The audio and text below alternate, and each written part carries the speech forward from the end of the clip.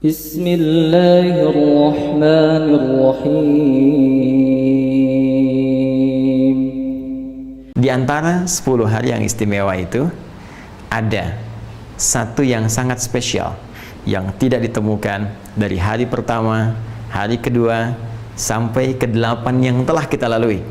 Tapi hari itu akan tiba tepat saat kita berada dalam program ini, saat kami sampaikan tausiah pada kesempatan kali ini, yaitu hari ke-9 di bulan Dzulhijjah, yang langsung narasinya disampaikan oleh Nabi SAW yang mengandung banyak keistimewaan dan kemuliaan.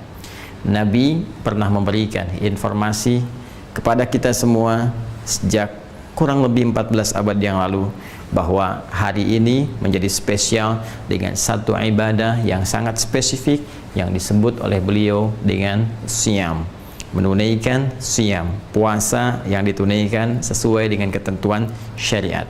Beliau mengatakan, siyamu yaumi arafata anni ahtasibu ala Allahi ayyukaffira al-madiyah wal-baqiyah. Dalam riwayat lain, ayyukaffira sanatal madiyah wal baqiyah.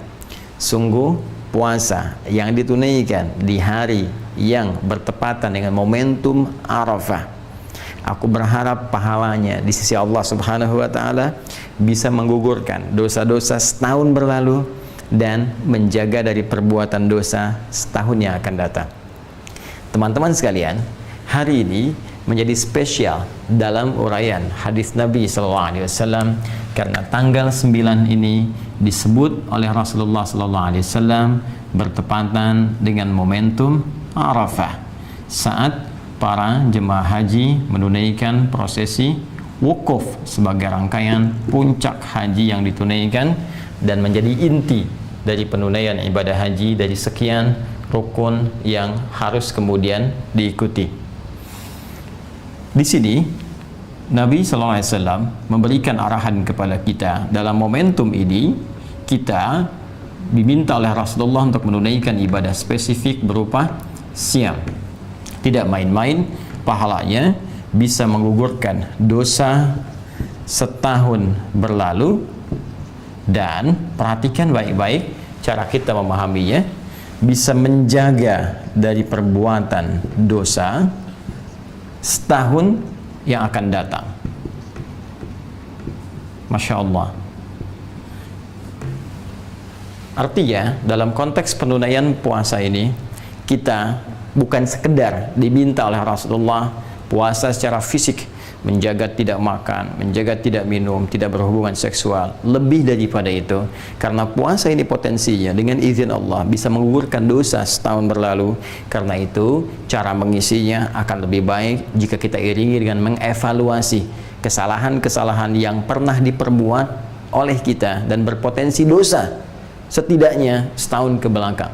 Jadi seperti orang wukuf saat di Arafah, mereka merenung, berkontemplasi, merenungkan kesalahan-kesalahan, mengakui dosa-dosa, sehingga dengan pengakuan itu dan komitmen untuk meninggalkannya akan merubah pribadi mereka lebih baik setelah selesai menunaikan rangkaian ibadah haji. Pulang, meninggalkan segala keburukan, menanggalkan seluruhnya, dan bertransformasi menjadi manusia yang lebih mulia.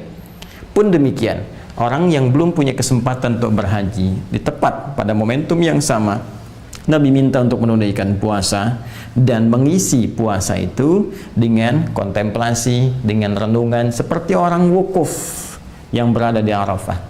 Maka dia ingat dosa-dosanya, hubungan dia dengan Allah, hubungan dia dengan makhluk, dengan orang tua, dengan istri, dengan suami, dengan anak-anak, dengan tetangga, demikian seterusnya. Maka ia mencoba mendekati Allah Subhanahu wa taala, bercoba untuk bertobat, mengoreksi dosa-dosanya, sehingga dengan itu mendapat penerimaan terbaik di sisi Allah Subhanahu wa taala. Ciri orang yang diterima tobatnya, diterima koreksi dirinya, diterima perubahan dirinya ketika dia mendekat kepada Allah saat berpuasa ini, pun demikian dengan yang wukuf di Arafah. Maka ciri yang paling spesifik saat tobatnya diterima, saat dosanya dihilangkan, adalah terjaganya ia dari perbuatan dosa setelah amalan itu ditunaikan. Karena itu Nabi memberikan isyarat Allah akan berkenan mengampuni dosa setahun yang akan datang. Maksudnya adalah dia akan terjaga dari perbuatan dosa, sehingga tidak mudah anggota fisiknya untuk mengarah pada perbuatan maksiat. Karena berhasil puasanya di hari ini, maka ada penjagaan dari seluruh anggota tubuhnya. Matanya tidak mudah melihat perbuatan maksiat, telinganya tidak mudah mendengar yang salah, demikian lisannya tidak mudah bertutur yang keliru sampai ke ujung kakinya. Ada penjagaan setidaknya selama setahun ke depan. Kalau dibiasakan, maka tiap tahun akan terjaga, dan transformasinya akan melahirkan nilai-nilai kebaikan pada setiap sifat dan sikap yang terbawa dari aktivitas manusia yang paripurna ini. Jika demikian, boleh jadi ada banyak orang yang berhasrat untuk menunaikan puasa di hari ini, tapi belum tentu berhasil menjalaninya jika sekedar hanya menahan lapar, haus, dan kebutuhan biologis atau seksual saja. Karena itu, isi hari ini dengan banyak merenung, banyak berkontemplasi, mengoreksi diri. Dan buktinya akan terlihat setelah kita melalui ibadah yang kita tunaikan sebagai puasa bertepatan dengan momentum Arafah di hari ini. Jika setelah puasa ini belum mampu kemudian lahir penjagaan-penjagaan tadi, ini menunjukkan ada yang kurang berhasil dalam puasa yang ditunaikan itu. Maka mari buktikan kepada Allah bahwa alhamdulillah kita diberi kesempatan tahun ini. Ini hanya datang setahun sekali. Ya, momentum perubahan, momentum taubat, momentum penerimaan hanya setahun sekali. Jika kita tidak dapat di tahun ini, kita harus tunggu tahun depan.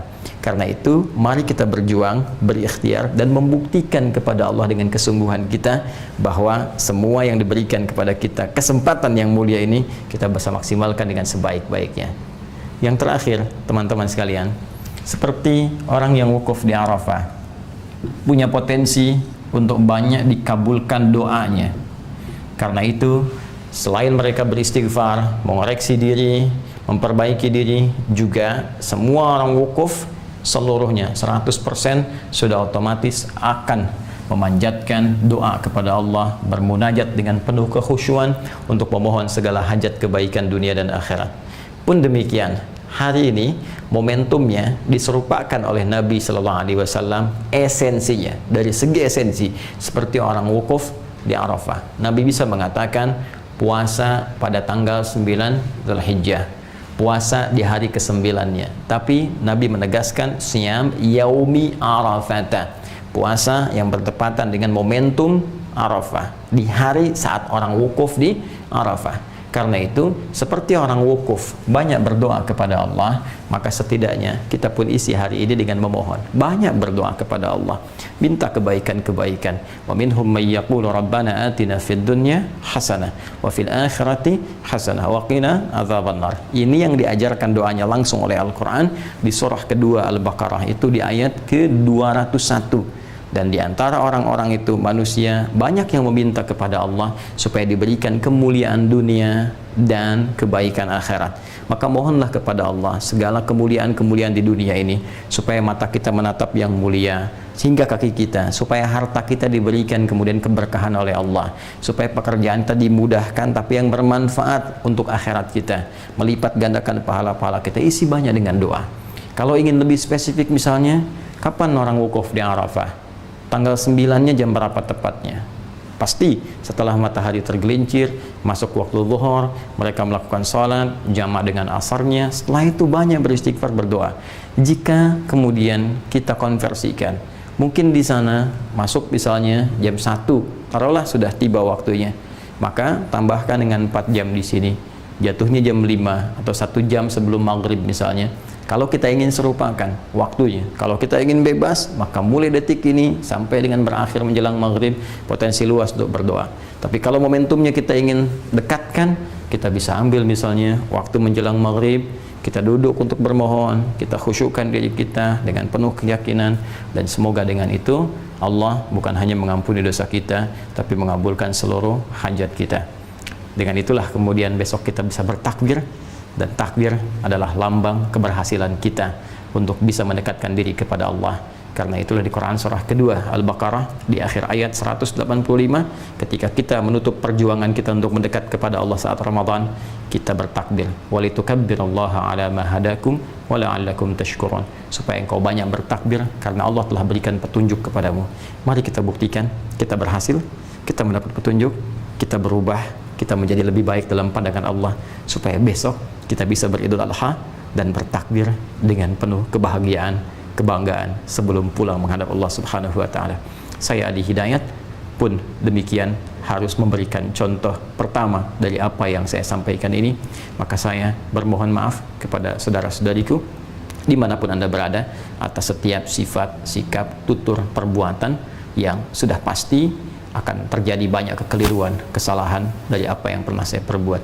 Saya memohon maaf yang sebesar-besarnya dengan penuh segala kerendahan hati mewakili keluarga besar kami, dan dengan itu pula saya ingin menyampaikan hal yang paling utama, semoga Allah memuliakan kita, semoga Allah memaafkan segala kesalahan kita, mengampuni dosa-dosa kita, dan saya pun membebaskan, memaafkan segala hal-hal yang terkait dalam kehidupan supaya kita bisa lebih nyaman menghadap kepada Allah Subhanahu wa taala.